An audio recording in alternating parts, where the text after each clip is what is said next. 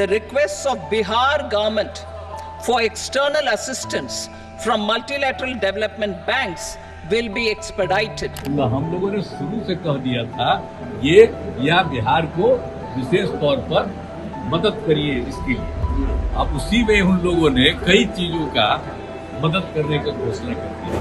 बिहार, बिहार और सिर्फ बिहार। वित्त मंत्री निर्मला सीतारमण ने अपने बजट में बिहार को भरपूर पैसा दिया है।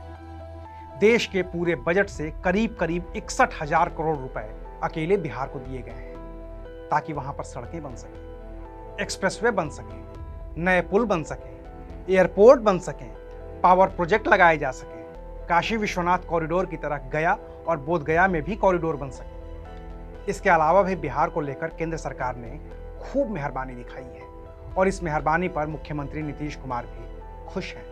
लेकिन क्या नीतीश कुमार लंबे वक्त तक इस पैसे पर अपनी खुशी जाहिर कर पाएंगे? क्या केंद्र ने जो पैसे बिहार और नीतीश कुमार को दिए हैं वो सिर्फ बिहार की मदद के लिए ही हैं, या फिर इसमें भी एक राजनीति है जो नीतीश की मदद करने के साथ ही नीतीश कुमार की मुसीबत भी बन सकती है? आखिर बिहार को मिली इतनी बड़ी रकम का राज क्या है, आज बात करेंगे विस्तार से।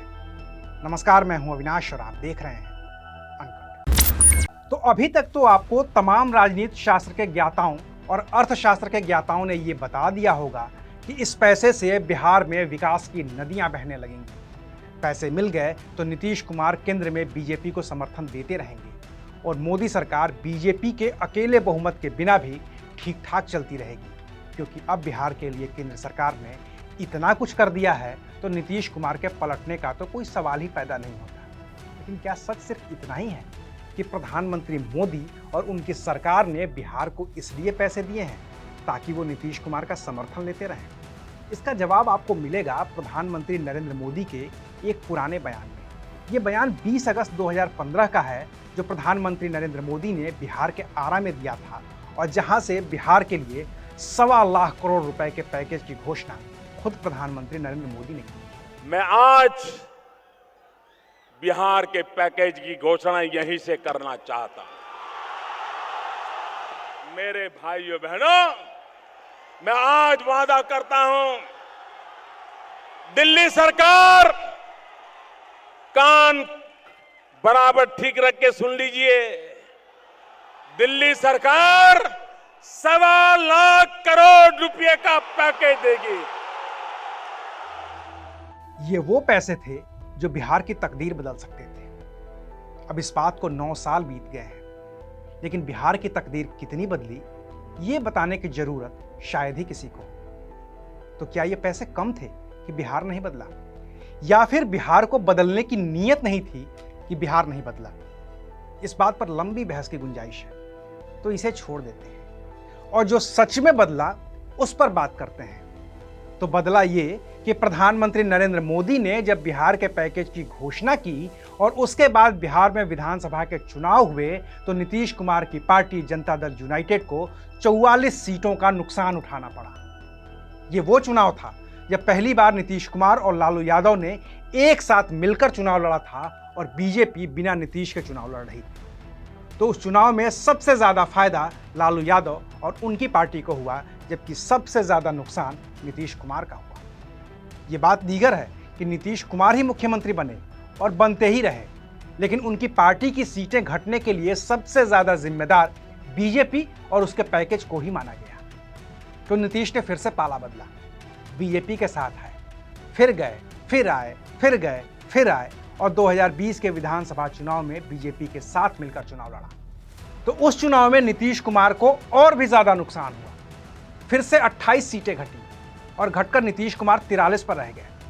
बिहार विधानसभा में तीसरे नंबर की पार्टी बन गई। वहीं बीजेपी को 21 सीटों का फायदा हुआ और वो विधानसभा में दूसरे नंबर की पार्टी बन गई। तो नीतीश कुमार को झटका लगा और वो फिर से पलट गए, आरजेडी के साथ गए, महागठबंधन बनाया, लेकिन लोकसभा से पहले फिर से पलट गए और लोकसभा का चुनाव बीजेपी के साथ मिलकर लड़ा।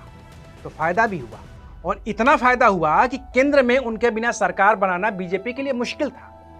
तो नीतीश ने साथ दिया और बीजेपी ने रिटर्न गिफ्ट के तौर पर बजट में करीब 61,000 करोड़ रुपए दे दिए।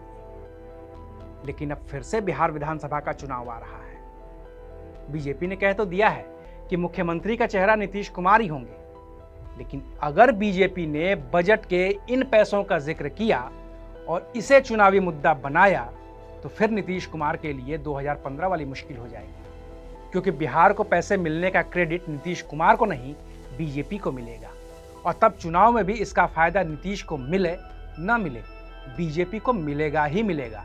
और अगर बीजेपी को फायदा मिला तो फिर नीतीश कुमार के लिए चुनौती बड़ी होगी, क्योंकि 2020 में ही 43 सीटें मिलने के बाद बिहार बीजेपी के नेता नहीं चाहते थे कि नीतीश कुमार मुख्यमंत्री बने। नीतीश कुमार ने भी बड़े भारी मन से इनकार करने की कोशिश की थी। एक बात हम बहुत साफ आपको करते हैं कि भाई कोई मेरी तरफ से आपने देखा है कि कभी हम दावा करते हैं, हम कभी करते हैं, हमने तो काम किया। और एनडीए का ये निर्णय होता तो जो एनडीए का निर्णय होगा वही ना मान्य होगा। लेकिन भारतीय जनता पार्टी को कोई और सहयोगी मिलेगा नहीं तो नीतीश कुमार के चेहरे पर ही राजी होना पड़ा, मुख्यमंत्री बनाना पड़ा। लेकिन अब जब चुनाव के करीब 1.5 साल पहले बीजेपी ने बजट के जरिए बिहार को एक बड़ा तोहफा दिया है और अभी फरवरी 2025 के बजट में एक बार और भी तोहफा देने का मौका मिलने वाला है, तो बीजेपी इस मौके को भुनाएगी।